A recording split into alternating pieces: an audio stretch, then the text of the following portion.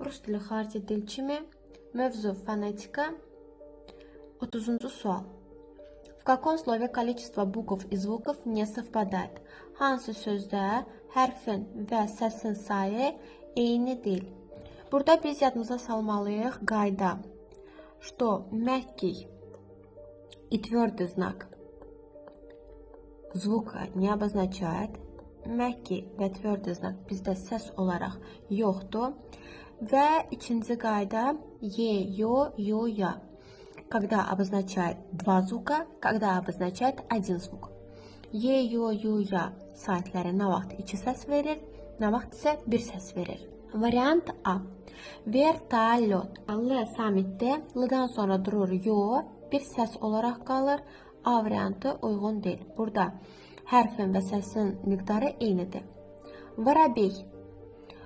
Y samitdən sonra durur, bir səs verir və səsin, hərfin sayı eynidir. Здоровье. Здоровье sözündə Y iki dənə səs verir. Lakin məhki znak səs vermədiyinə görə bir səs məhki znakı покрывать edir, bir səs isə Y-nin özünü. Transkripsiyada olur zdarovye.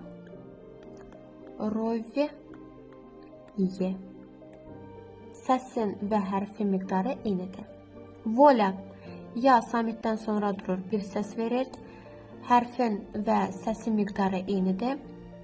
Cavab olaraq qalır bizdə C. Çünki ya durub glasnidən sonra, saitdən sonra və iki səs verir. Olur av, ta, no, mi, ya. 9 hərf olur və 10 dənə səs olur. Звуков у нас больше, чем букв.